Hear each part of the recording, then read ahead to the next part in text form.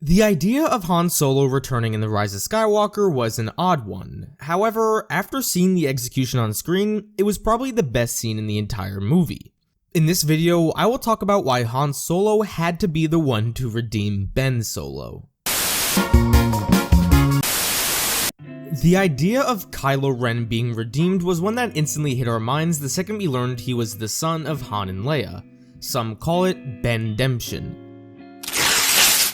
If there was one thing that was potentially planned throughout the sequel trilogy, it was that Ben Solo was probably going to be redeemed. The seeds were planted from the very beginning. Flash forward 4 years and we are now at the end of the trilogy, and it was time to redeem Ben. As someone who read the leaks back in November of 2019, when I first heard that Han was going to appear as a vision, I thought the idea was not going to work, and it honestly had the potential of being quite goofy. An alternative scene that I thought would be much better was for Anakin's ghost to appear before Ben. Since Kylo Ren had always aspired to be like his grandfather, having Anakin come and tell Ben that the dark side is not the right path would make perfect sense. Anakin had also been down this exact same path as Ben, so maybe he could reach him where Rey could not. Also, seeing Hayden Christensen as Anakin appear in the film would just make the saga feel that much more connected. However, after seeing The Rise of Skywalker, it is obvious that it had to be Han to redeem Ben, and there are a few reasons why. One smaller reason would be because Kylo already knew Vader turned back to the light side.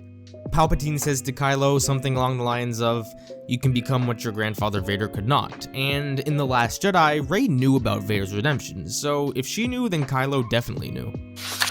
Furthermore, by the time of The Last Jedi, Kylo has abandoned his quest to become Vader, focusing on letting the past die. Since Kylo already knew of Vader's redemption, had Anakin spoken to him, then Kylo wouldn't have been hearing anything new.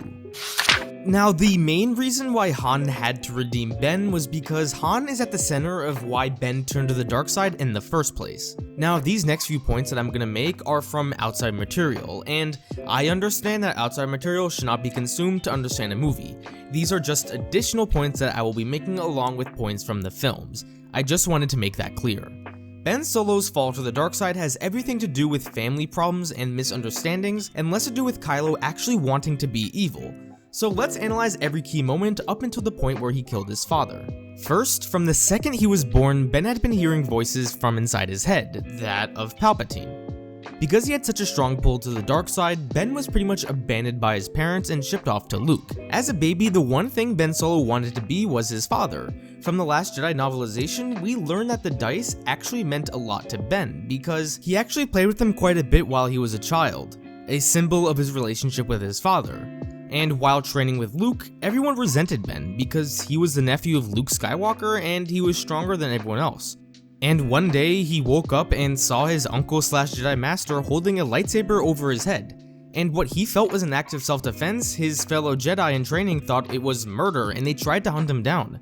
The only person who was ever there for Ben in any way was Snoke. Snoke was the parent figure that Luke failed to be. Flash forward to The Force Awakens, and Kylo is desperate to be consumed by the dark side, so he can finally rid himself of the betrayal he felt from his family. This is what Rey exposed during the interrogation scene, a topic that is clearly sensitive to Kylo. He even wears a mask to make himself seem less human, and to hide the face of the child of Han Solo and Princess Leia. He was so desperate to be free of the pain that he felt by being abandoned by his family, and he literally let the past die when he killed his father, the one thing that kept him captive to the light side. However, this is where everything changed for Kylo Ren. Han's death did not bring Kylo further to the dark side as he thought it would. As Snoke stated, the deed split his spirit to the bone. This is not the face of a man being consumed by the dark side. The novelization of The Force Awakens expands on this scene. Reading, following through on an act ought to have made him stronger, part of him believed. Instead, he found himself weakened. This is a moment that he instantly regretted, and it would haunt him for the rest of his life. He was so emotionally compromised by this deed that he lost a lightsaber fight to a girl who never held a lightsaber. And yes, I am saying Rey won the fight not because she was overpowered, but because Kylo was severely compromised. If you don't believe me, in The Rise of Skywalker, Rey was much stronger with the Force, had a year's worth of training, and was giving into the dark side, and yet Kylo still kicked her ass, and probably would have killed her had Leia not intervened. Anyway, The Last Jedi proceeded to make it a point that the death of his father was something that would cut to Kylo's core. He lied to Snoke about it, and he got furious during his confrontation with Luke when he brought it up.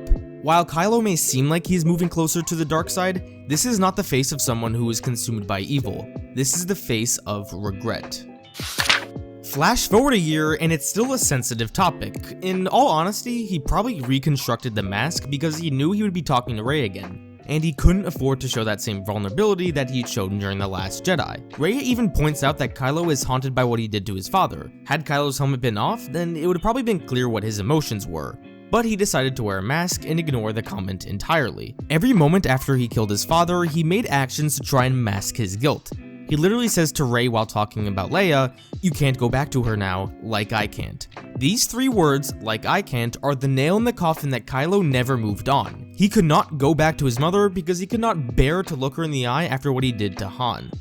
Now, the argument could be made that it could have been Leia to appear to Ben. Had Carrie Fisher not passed, then this is probably what would have happened, but given the circumstances, this was unfortunately never an option. Anyway, Leia gives her life to reach Ben to let him know that she doesn't hate him or isn't angry at him, which is essential in Ben's turn back to the light. Now we are at the redemption scene, and the second Kylo opens his mouth, it is obvious that he is not the same person that he was on Starkiller Base. Just in the delivery of his lines, he is less confident in his responses, and it is obvious. Now, the reason why Han had to appear and that the scene had to play the exact same way it did in The Force Awakens is because Ben is getting an emotional second chance. This is the moment in his life he wishes he could get back, and now he has that chance, even though it's just a memory. And yes, I know this isn't really a second chance, but it is an emotional one for Ben. And this is what allows Ben to make the right decision and turn back to the light. Had he spoken to Anakin, he would have never had this personal moment where he could relive the scene on Starkiller Base. Not only that, but he had the comfort of knowing that even after all his mistakes, his parents still love him. And that is why Han Solo had to redeem Ben Solo. Thank you for watching another one of my videos. You know, I usually forget all my plugs. Don't forget to like, subscribe, and follow me on Twitter at TheGoldman25. I think it's TheGoldman25. Also, if you've been watching my streams, I've been reacting to the Clone Wars episodes. So go check those out if you're interested, and tomorrow, which is Star Wars Day, I will be reacting to the last episode of the Clone Wars, and I'm not sure what else I'll be doing, but anyway, thank you guys for watching, I hope you enjoyed, don't forget to unite the Cloud Squad, and I'll see you guys next time.